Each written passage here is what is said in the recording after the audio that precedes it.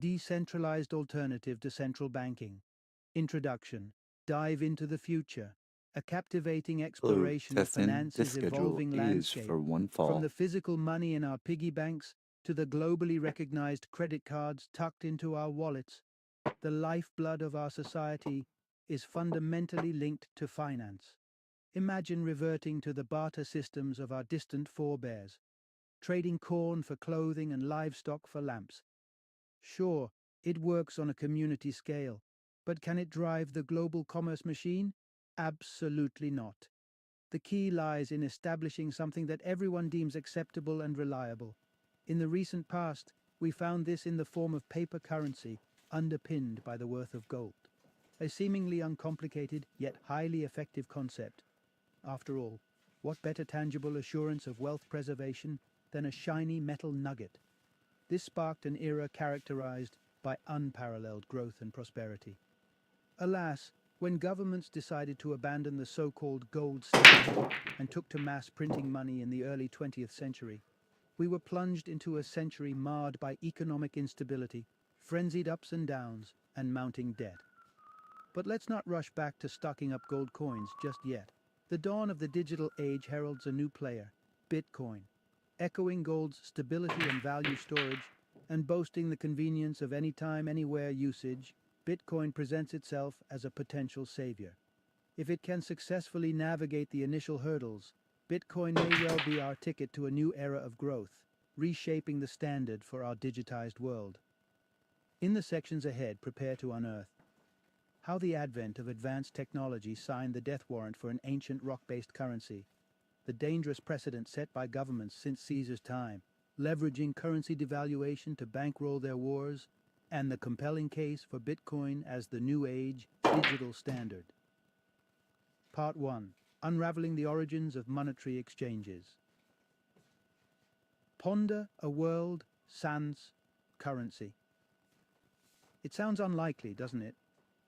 Yet, such a world existed, operating on a system of barter or direct exchange. It's a fairly straightforward notion. Swap 2 pigs for a cow, or perhaps a sack of grains for a pottery set. It simply hinges on what you possess and what the other party desires. But what happens when these interests don't overlap? Unfortunately, you're stuck with what you've got. But money offers a way around this limitation. It acts as a universal desirable entity, capable of mediating any transaction, a system better known as indirect exchange. But don't imagine ancient coins or crisp bills. Primitive currencies took on wildly different forms. Consider the residents of Yap Island, part of the Federated States of Micronesia.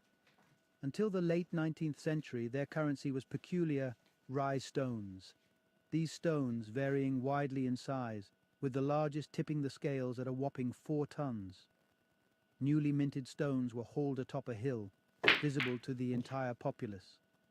The owner could then trade ownership or a portion of the stone for goods or services.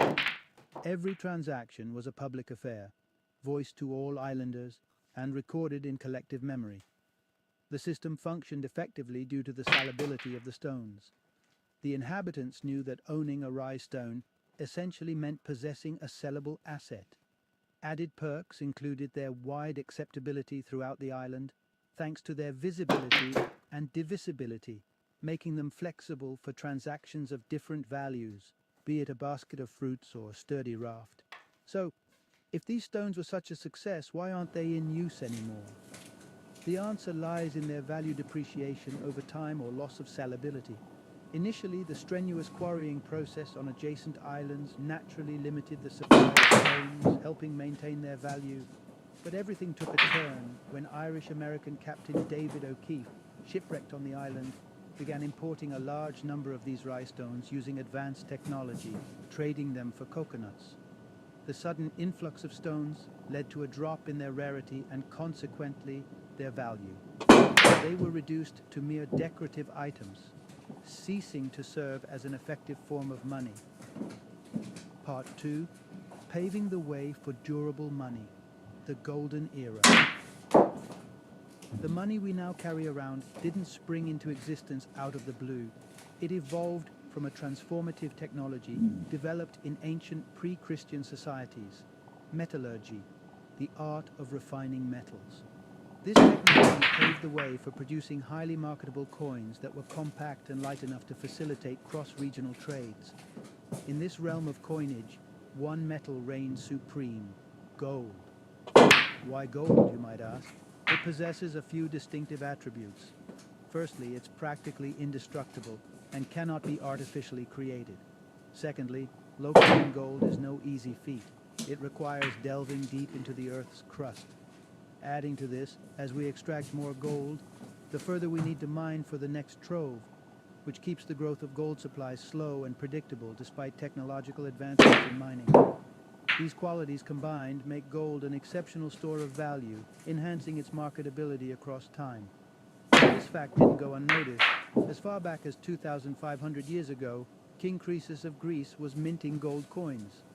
The courtship between money and gold truly flourished during the 18th, 19th, and 20th centuries, a period that marks the age of sound money.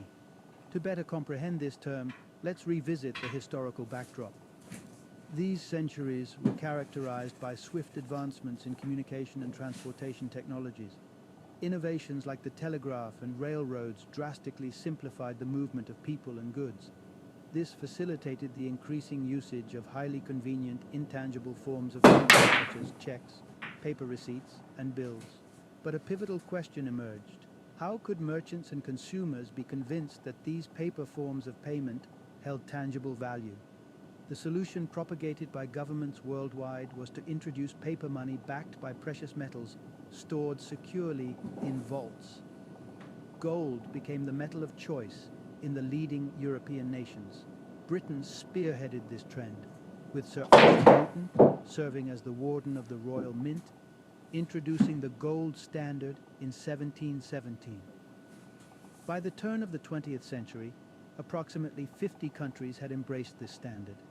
As a result, gold's marketability and value amplified due to the burgeoning issuance of paper currencies pegged to gold reserves.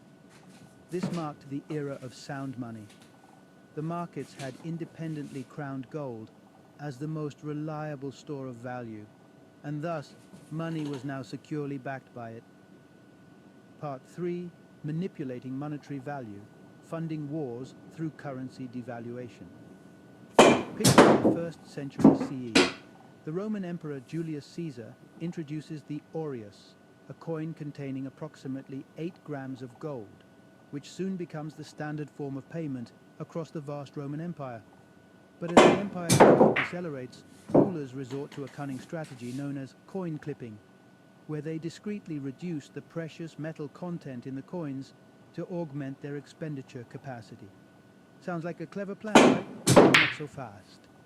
Over time, this practice precipitated inflationary pressures and triggered a succession of economic crises, signaling the decline of the once invincible Roman Empire. The gold standard, however, wasn't flawless. Gold reserves were stored in a select few bank vaults to facilitate the swapping of paper money for gold.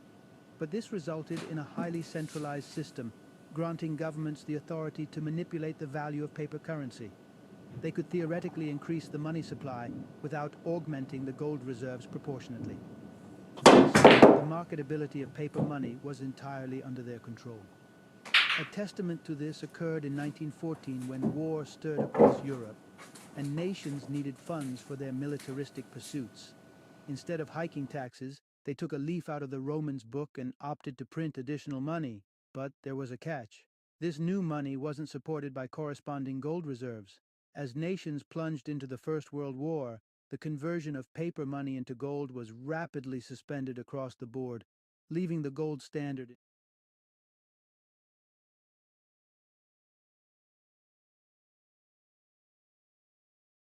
The end.